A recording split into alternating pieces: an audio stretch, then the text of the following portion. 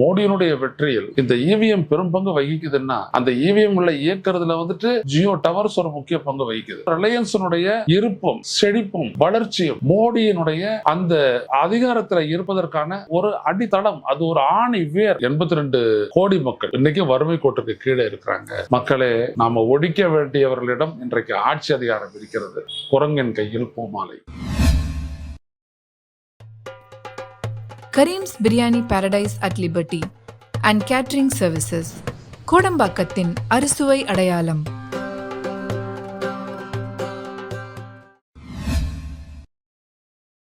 வணக்கம் தோழர்களே, ரோஸ்டர் செய்தியின் வாயிலாக இன்று மீண்டும் உங்களை சந்திப்பதில் பெரும் மகிழ்ச்சி அடைகின்றேன். ஊடகத்தினுடைய எந்த பகுதியை எடுத்துக்கொண்டாலும் சரி, இன்றைக்கு ஒரு பேசு பொருளாகும், அதுவும் ஒரு கிரிட்டிக்கல் அனாலிசிஸ்ன்னு சொல்லுவாங்களே, அந்த மாதிரி ஒரு பகுப்பாய்வு செய்யக்கூடிய ஒன்றாக இருப்பது ரிலையன்ஸ் குடும்பத்தினுடைய அவர் முகேஷ் அம்பானியினுடைய மகனுடைய திருமணம் தொடர்பான செலவுகளும், அந்த திருமணத்தில் கலந்து கொண்டவர்கள் பற்றியதும், அவர்கள் டான்ஸ் ஆடியது, மற்றது யார் யாரெல்லாம் கலந்துக்கிட்டாங்க அப்படின்ற செய்திகளும், அவர்கள் அணியக்கூடிய ஆடைகளினுடைய விலையும் தான் எங்கே பார்த்தாலும் பேசப்படுகிறது. அதாவது இந்தியாவில் இன்றைய நிலையில் பார்த்தீங்கன்னா, இந்திய ஒன்றிய அரசு பட்ஜெட்டில் கொடுத்தது பார்த்தீங்கன்னா 82 விழுக்காட்டு மக்கள் இன்னைக்கும் வறுமை கோட்டிற்கு 82 கோடி மக்கள் இன்னைக்கும் வறுமை கோட்டிற்கு கீழே இருக்கிறாங்க. எனவே அவங்களுக்கு வந்துட்டு இலவசமாக ரேஷன் உணவுப் பொருட்கள் எல்லாம் வழங்க வேண்டிய கட்டாயம் அரசுக்கு இருக்கிறது அப்படின்னு சொல்கிறாங்க. இதே 25 கோடி பேரை வறுமை கோட்டிலிருந்து மீட்டதற்கு பிறகும் இருப்பவர்கள் இன்னும் 82 கோடி பேர். இப்படியாப்பட்ட ஒரு நிலையில தான் இந்தியா இருக்கு. ஆனால் இன்னொரு பக்கத்தில் நீங்கள் பார்த்தீங்கன்னா, ஒரு 1000 பேர் ஒரு வேலைக்கு எடுக்கிறதுக்கு வந்துட்டு மும்பையில் ஒரு நோட்டிஃபிகேஷன் வந்துருக்குது. நீங்கள் பார்த்தீங்கன்னா இது என்ன பெரிய ஒரு ஊர்வலமா அப்படின்னு சொல்கிற மாதிரி பல ஆயிரக்கணக்கான இளைஞர்கள் வந்துட்டு அந்த வேலை வாய்ப்புக்காக வந்துட்டு அப்படி குழுமி இருக்காங்க. அதை இன்னைக்கு செய்தியில் பார்க்குறோம். இன்னொரு பக்கத்தில் நம்மளுடைய பிரதமர் மோடி என்ன சொல்கிறாருன்னா, நாம் 5வது பெரிய பொருளாதாரம், 3வது பெரிய பொருளாதாரமாக ஆகப் போகின்றோம், அதுதான் எங்களுடைய இலக்கு அப்படின்னு சொல்றாரு. அப்புறம் ஒருபடி மேலே போய் என்ன சொல்றாரு, 2047 இந்தியா ஒரு வல்லரசு அப்படின்னு சொல்றாரு. இந்த அளவிற்கு ஒரு பொருளாதார வளர்ச்சியுடைய 5வது பெரிய பொருளாதாரமாக உலகத்தில் இருக்கக்கூடிய நாடுகளில் 1லேருந்து 10 எடுத்துக்கிட்டீங்க அப்படின்னோம்னா, இன்றைய நிலையில 45 விழுக்காடு வேலையின்மை நிலவக்கூடிய ஒரே நாடு இந்தியா தான். ஒரு இடத்துல பொருளாதார வளர்ச்சி அப்படின்னா அந்த பொருளாதார வளர்ச்சி ரிஃப்ளெக்ட் ஆகக்கூடிய இடம், எதிரொலிக்கக்கூடிய இடம் எதுனா வேலை வாய்ப்பு பெருக்கம். வேலை வாய்ப்பு உருவாகணும். ஏன்னா ஒரு வளர்ச்சின்னு வருதுன்னா அது ப்ரொடக்ஷன், சர்வீஸு, சேல்ஸு, இவை அனைத்துலேயும் மனித கைகள் வந்துட்டு தேவை. அப்போ இதில் எல்லாத்துலேயுமே பார்த்தீங்கன்னா வேலை வாய்ப்பு உருவாகி ஆகணும். ஆனால் நமது நாட்டை பொறுத்த வரைக்கும் பார்த்தீங்கன்னா வேலை வாய்ப்பு அற்ற ஒரு பொருளாதார வளர்ச்சி, ஒரு ஜாப்லெஸ் க்ரௌத் அப்படின்றது ஒன்று போயிட்டு இருக்குது. இதை நம்ம நிறைய பேசியிருக்கிறோம்.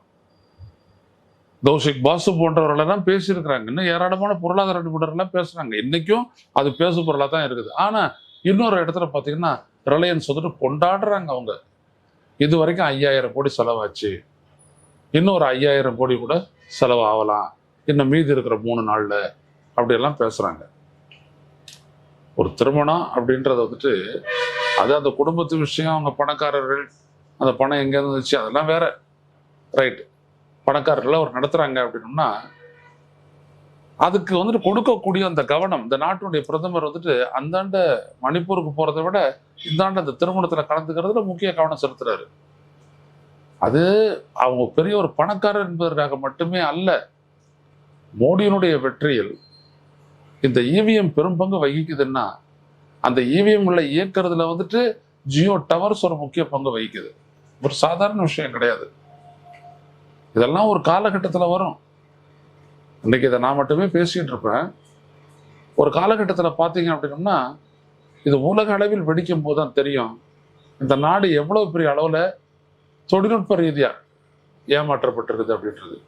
சேட்டலைட்ல இருந்தெல்லாம் இயக்கலாம் சொல்லிட்டு இருக்கோம். இந்த தேர்தல் ஆணையம் இது வந்துட்டு ஸ்டாண்ட் அலோன் மிஷின், இது தொடர்பு கொள்ளவே முடியாது, ஆனால் செல்போன் எடுத்துட்டு போகாதீங்க அப்படின்னு சொல்லுது. ஸோ இதெல்லாம் நடந்துகிட்டு இருக்குது. ஸோ ரிலையன்ஸினுடைய இருப்பும் செழிப்பும் வளர்ச்சியும் மோடியினுடைய அந்த அதிகாரத்தில் இருப்பதற்கான ஒரு அடித்தளம், அது ஒரு ஆணி வேர். எனவே அங்கே இருக்கிறாங்க. இப்போ இந்த நிறுவனம் வந்துட்டு பார்த்தீங்கன்னா இந்தியாவில் 2வது பெரிய டாக்ஸ் பேயர், அதில் ஒன்றும் மாறுபட்ட கருத்தில். முதல் இடத்துல இருக்கிறது வந்துட்டு பொதுத்துறை வங்கியான ஸ்டேட் பேங்க் ஆஃப் இந்தியா, அதான் முதல்ல இருக்குது. அதானி நிறுவனத்தினுடைய அதெல்லாம் வந்துட்டு பார்த்தீங்கன்னா 500 இதில் 100வது இடத்துல 100 ஃபர்ஸ்ட் 100 இதில் வந்துட்டு இல்லைன்னு சொல்லலாம் அதானி நிறுவனங்கள்லாம். அந்த மாதிரி இதில் ரிலையன்ஸ் இண்டஸ்ட்ரீஸ் லிமிடெட் மட்டும் இருக்குது. ஏன்னா ரிலையன்ஸ் இண்டஸ்ட்ரி வந்துட்டு எல்லா இடத்துலேருந்து சரியான ப்ராஃபிட். இப்போ ஒரு உதாரணத்துக்கு சொல்கிறேன், ஏன் ரிலையன்ஸ் இப்படி வளர்ந்தாங்க. இன்னைக்கு 55,000 கோடி ப்ராஃபிட்டை காட்டிருக்காங்க 23-24. 55,000 கோடி ப்ராஃபிட்ல வந்துட்டு 13,000 கோடி டாக்ஸுக்கு போயிடுச்சுன்னா 42,000 கோடி நிகர லாபம், நெட் ப்ராஃபிட். அப்படி அளவுக்கு அவங்க வச்சிருக்கிறாங்க. அப்படின்னோம்னா ஒரு துறையிலையும் அவங்களுக்கு வந்துட்டு சாதகமான ஒரு கொள்கை வகுப்பு இந்த நாட்டில் இருக்கக்கூடிய இந்திய ஒன்றிய அரசால வகுக்கப்படுகிறது. அவங்களுக்கு சாதகமான கொள்கை. ஒரு எடுத்துக்காட்டா, ரஷ்யாவுக்கு வந்துட்டு ஆதரவு அளித்தோம் உக்ரைன் போருக்கு. ரஷ்யா என்ன பண்ணுது, அதற்கான கச்சாவை வந்துட்டு நான் உங்களுக்கு கம்மியான விலையில தரேன்னு ஒரு 30% டிஸ்கவுண்ட் பண்ணி கொடுக்குறாங்க. அந்த கச்சாவை கொண்டு வந்ததுக்கு நம்மளுக்கு 30% விலை குறைஞ்சிது அப்படின்னோம்னா கிட்டத்தட்ட 104 ரூபாய்க்கு வித்துட்டு இருந்தது 75 ரூபாய்க்கு வித்துருக்கணும். பெட்ரோல் டீசல் வந்துட்டு பார்த்தீங்கன்னா ஒரு 60 ரூபாய்க்கு போயிருக்கணும். ஆனால் இங்கே அதை பயன்படுத்தலை. அவ்வளோத்தையும் 2 பொதுத்துறை 2 தனியார் நிறுவனங்கள், அதில் ஒன்று வந்துட்டு ரிலையன்ஸ், இன்னொன்று நரோரா, இந்த 2 நிறுவனங்கள் கிட்டையும் வந்துட்டு அவங்க இம்போர்ட் பண்ணி அவங்க சுத்திகரிப்பு பண்ணி அவங்க வந்துட்டு அதை அப்படியே எக்ஸ்போர்ட் பண்ணிட்டாங்க. So they earned the profit. So ரிலையன்ஸினுடைய அந்த ஆயில் இண்டஸ்ட்ரி பிஸ்னஸில் மட்டும் பார்த்தீங்கன்னா அவங்களுடைய ப்ராஃபிட்டு சற்றப்ப 7,000 கோடி குவிது. 7,000 கோடினா சாதாரண விடயம் இல்லைங்க, அவ்வளவு பணம். இந்த மாதிரி அவங்க தொடக்கூடிய ஒரு இடத்துலையும் நீங்கள் பார்த்தீங்க அப்படின்னோம்னா ப்ராஃபிட்டு ப்ராஃபிட்டு ப்ராஃபிட்டு ப்ராஃபிட். அவங்க எக்ஸ்போர்ட் பண்ணுறாங்களே ரிலையன்ஸ்ன்னு ஒரு தனியார் நிறுவனமும், அவங்க எக்ஸ்போர்ட் பண்ணுற பெட்ரோல் டீசல் மேலே வந்துட்டு உற்பத்தி வரி கிடையாது, செஸ் போடுறது இல்லை, எதுவும் இல்லை. ஸோ சர்வதேச அளவில் இருக்கக்கூடிய பல்வேறுபட்ட நாடுகள் வந்துட்டு பெட்ரோல் டீசல் அந்த சுத்திகரிப்பு பண்ணுறதுனால ஏற்படக்கூடிய என்விரான்மெண்டல் சுற்றுச்சூழல் பாதிப்புகளை எல்லாம் கருத்தில் கொண்டு பெட்ரோல் டீசலாகவே அவங்க இம்போர்ட் பண்ணுறாங்க. அந்த இடத்துல பார்த்தீங்கன்னா பெட்ரோல் டீசல் எக்ஸ்போர்ட்ல வந்துட்டு இந்தியா வந்துட்டு ஒரு முதன்மை நாடாக இருக்குது. 80% இந்தியாவுடைய தேவைக்கான கச்சாவை நம்ம இறக்குமதி செய்கிறோம். ஆனால் பெட்ரோல் டீசல் உற்பத்தி பண்ணி சுத்திகரிப்பு பண்ணி கச்சாவை சுத்திகரிப்பு பண்ணி பெட்ரோல் டீசலை ஏற்றுமதி செய்யக்கூடிய நாடுகளில் முதல் 10 நாடுகளில் இந்தியா இருக்கு. காரணம் என்ன அப்படின்னம்னா இந்த தனியார் நிறுவனங்கள் இருக்க இவங்கெல்லாம் ஏற்றுமதி பண்ணக்கூடிய அந்த பெட்ரோல் டீசல் மேல எந்த விதமான ஒரு ப்ராஃபிட்டும் இதெல்லாம் கிடையாது, டாக்ஸும் கிடையாது. ரைட்டா? அதுக்கப்புறம் சில டாக்ஸ் போடலாங்க, டாக்ஸ் ஒன்றும் கிடையாது. அவங்க 50 ரூபா 54 ரூபா அப்படி எது பண்ணலாம். அது நாடுகளுக்கு அது சீப்பு, இவங்களுக்கு சரியான லாபம், டாக்ஸ் கிடையாது. அப்போ இப்படியெல்லாம் வளர்க்கப்பட்ட நாடு ஒரு குடும்பம் தான் வந்துட்டு பார்த்தீங்கன்னா இன்னைக்கு தன்னுடைய மகனுடைய ஒரு திருமணத்துக்கு வந்துட்டு அள்ளி கொட்டி கொண்டாடுது. ஆனால் அந்த நாடு திண்டாடுது. பொருளாதார வளர்ச்சின்னு மோடி கொண்டாடுறாரு, வேலை இல்லாம மக்கள் இளைஞர்கள் நடுரோட்டில் வந்துட்டு திண்டாடுறாங்க. ஸோ கொண்டாட்டமும் திண்டாட்டமும் ஒரு சேர இருக்கக்கூடிய ஒரு நாடா இந்த நாடு ஒரு பெரும் அவல நிலையில் இருக்கிறது. பட்ஜெட் போட போறாங்க, அப்போ வந்துட்டு நம்ம இன்னும் நிறைய பேசுவோம். எனவே நம்மளுக்கு ஒரு குடும்பம் வந்துட்டு நிறைய செலவு பண்ணி இந்த மாதிரிலாம் பண்றது. இதுக்கு முன்னாடியும் ரிலையன்ஸ் குடும்பத்தினுடைய ஒரு திருமணம் நடந்துச்சு அகமதாபாத்ல. அப்போ நான் அங்கே போயிருக்க வேண்டிய ஒரு கட்டாயம் ஏற்பட்டுச்சு. அப்படிங்க பார்த்தீங்கன்னா அவங்க அப்படியே ஒரு பெரிய கிரவுண்டை வந்துட்டு எடுத்துக்கிறாங்க, வாடகைக்கு எடுத்துக்கிட்டு பந்தல் போடுறாங்க. அதுக்கப்புறம் பார்த்தீங்கன்னா அங்கே இருக்கக்கூடிய எல்லா ஹோட்டல்ஸும் புக்டு ஃபார் தர் கெஸ்ட்டு, எல்லா ஸ்டார் ஹோட்டல்ஸு, அது அங்கேயும் சரி மும்பை 2 இடத்துலையுமே அவங்களெல்லாம் கொண்டு வரத்துக்குன்னு தனியாக ஃப்ளைட்ஸு. இந்த ப்ராஃபிட் எல்லாம் எங்கேருந்து அடிக்கப்பட்டது? இப்போ விபி சிங் மாதிரி ஒரு பிரதமர் இருந்தாருன்னா இதெல்லாம் நடக்குமா? மொரார்ஜி தேசாய் போன்ற ஒருத்தர் இருந்தாருன்னா இந்த மாதிரி இவங்க கொள்ளையடிச்சு கொண்டாட முடியுமா? இல்லைங்க அவங்க தான் டாக்ஸ் கட்டிட்டாங்களா, சும்மா பேசாதீங்க ஒரு வக்கர புத்தியோட அப்படின்னு நீங்க கேட்கறது எனக்கு கேட்குது, மைண்ட் வாய்ஸ் கேட்குது. நான் என்ன கேட்குறேன்னா, அப்ப எதுக்கு அந்த சலுகையை கொடுத்தாங்க அது சொல்லுங்க பார்ப்போம். ரிலையன்ஸ் எடுக்கக்கூடிய அந்த கோதாவரி, கிருஷ்ணா கோதாவரி கேஜி பேசின்வாங்க, அது கேஜி பேசின் அதை பத்தி நிறைய எழுதியிருந்தேன் புத்தகத்துல, வெளியிடல. யார் படிக்க போறான்னு நான் வெளியிட கேஜி பேசின்ல அது வெளியிடுற, அது உற்பத்தி பண்ணக்கூடிய அந்த கச்சாவுக்கும் அவங்க எடுக்கக்கூடிய அந்த எரிவாயுக்கும் இம்போர்ட் ஆகிற விலையை எனக்கு கொடு அப்படின்னு சொல்லிட்டு ரிலையன்ஸ் கேட்டு, அதற்காக மன்மோகன் சிங் காலத்துல ஒரு அமைச்சரவை கூட்டம் நடந்து அதற்காக அந்த அவங்களுடைய இது விலை வந்துட்டு இன்க்ரீஸ் ஆயிருச்சு. இங்க பாருங்க, இங்க ஒரு புத்தகம் ஒன்று இருக்கும், கேஸ் வார்ஸ் அப்படின்னு ஒரு புத்தகம் ஒன்று இங்க இருக்குது. அந்த இடத்துல கேஸ் வார்ஸ் நீங்க போடுங்க, அது வரும். தாக்குர்தா அப்படின்னு சொல்லிட்டு ஒரு பெரிய ஒரு பொதுநல விரும்பி ஒரு பத்திரிகையாளர் எழுதுற புத்தகம், தடை செய்யப்பட்டதுங்க. ஆனா நான் சொல்ற மாதிரி அமேசான்ல கிடைக்குது, வாங்கி நீங்க படிச்சு பாருங்க எப்படியாப்பட்ட கொள்ளை நடந்திருக்குன்னு. ஸோ அவங்களுக்கு அமைச்சரவை கூடி அவங்களுக்கான ப்ராஃபிட்டை இது பண்ணாங்க. கொட்டி கொடுக்குது இந்த நாட்டு அரசு, ஆனா இந்த மக்களை வஞ்சிக்கிறாங்க. அவங்களுக்கு கொட்டி கொடுத்துட்டு வெளிநாட்டுல இருந்து இறக்குமதி பண்ணும்போது டிரான்ஸ்போர்ட்டேஷன் இருக்குது, டாக்ஸ் இருக்குது, எவ்வளோ இருக்கு, அதெல்லாம் அவங்க இல்லை. இங்க நீ லேண்டிங் காஸ்ட் என்ன அவனுக்கு கொடுக்குற, அவனுக்கு நீ என்ன விலை கொடுக்குற, அதை எனக்கு கொடு அப்படி சொல்லி கேட்டு வாங்கிட்டான் ஒரு நிறுவனம். இப்ப இது கிரானி கேபிட்டலிசமா இல்லையா, கூட்டுக்களவாணி முதலாளித்துவம்னு சொல்றாங்கல்ல இடதுசாரிகள், அதானே அது கூட்டுக்களவாணி முதலாளித்துவம் தானே இல்லையா? ஒரு நாடு 30% விலை குறைச்சி கச்சாவை தருது, அது தூக்கி இவங்களுக்கு கொடுக்குறாங்க. இவங்க அதை பண்ணி டாக்ஸ் எதுவும் இல்லாம இவங்க எக்ஸ்போர்ட் பண்ணி கொள்ளலாம சம்பாதிக்கிறாங்க. இந்த நாட்டில் எடுக்கக்கூடிய கிருஷ்ணா கோதாவரி பேசில் வந்து பண்ண கேஜி பேசில் எடுக்கக்கூடிய அந்த எரிவாயுக்கு பார்த்தீங்க அப்படின்னோம்னா மிக மிக கம்மியான அதிகமான விலையை கொடுத்து இந்திய ஒன்றிய அரசே வாங்குது, அவங்களுக்கு ப்ராஃபிட் அள்ளி கொடுக்குது.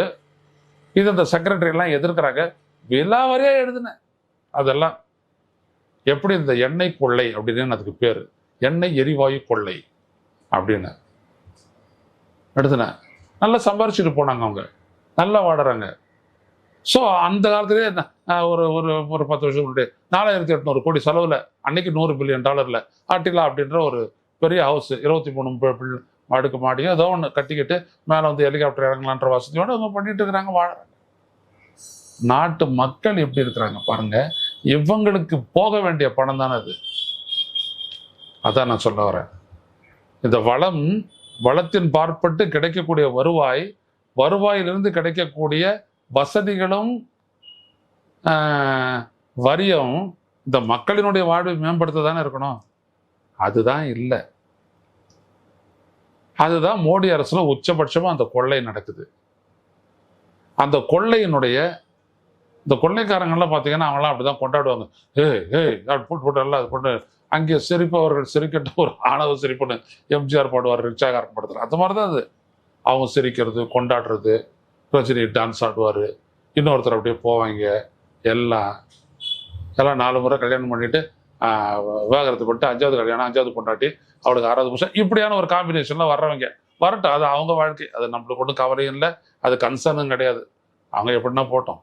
நம்மளுக்கெல்லாம் படுத்த தூக்கம் வர அவங்களுக்கு வராது, அது வேற விஷயம், அது வேற. நான் என்ன சொல்ல வரேன், இவ்வளவு ஏழை எளிய மக்களுக்கு சென்று சேர வேண்டிய வசதிகள் எல்லாம், வாய்ப்புகள் எல்லாம் எதுவுமே கிடைக்காத பாரு இந்த பெரும் தொழில் நிறுவனங்கள் கார்பரேட்டுகளுக்கு கொடுத்து அவங்க வளர்ந்து அவங்க கொண்டாடுற காட்சியும் இந்த நாட்டு மக்களுக்கு காட்டிக்கிட்டு இருக்கிறீங்களே, இது எவ்வளவு பெரிய அவலம், இது அநியாயம். இது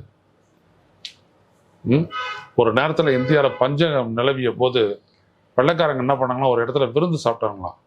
அதெல்லாம் சமைச்சு கிமிச்சிடலாம், நம்ம தான் இந்தியாவில் நல்லா சமைப்பாங்க. அந்த சமையல் வாசனை பக்கத்தில் இந்த பட்டினி கிடந்த கிராமத்து மக்களுக்கெல்லாம் கெட்டி அவங்களாம் அப்படியே வந்து பார்த்து அப்படியே பாயக்கூடிய அளவுக்கு வந்துருக்குறாங்க. உள்ள புது சோத்தெல்லாம் அடிச்சு திட்டுவோம் அப்படின்ட்டு சுட்டெல்லாம் கொண்டு இருக்காங்க. இப்படிப்பட்ட ஒரு வரலாறுலாம் இருக்கு மக்களே நம்ம நாட்டுக்கு. ஆனா விடுதலை பெற்ற பிறகு இப்படிப்பட்ட ஒரு வரலாறு தொடருது என்னும் போது தான் 82 கோடி பேர் வந்துட்டு வறுமை கோட்டுக்கு கீழே இருப்பாங்க. ஆனா இன்னொரு பக்கம் பார்த்தீங்கன்னா அந்த வறுமை கோட்டில் இருக்கக்கூடிய மக்களும் வாழ்வாதாரத்துக்காக வாழ்க்கைக்காகவும் வாங்கி வச்சிருக்கிற செல்போனுடைய டாரிஃபை உயர்த்திக்கிட்டு அவங்க வந்துட்டு சும்மா குத்துதான் கும்மா குத்துதான் போட்டுக்கிட்டு அவங்க கூத்தடிச்சுட்டு இருக்கிறாங்க. ரெண்டு நடக்குது.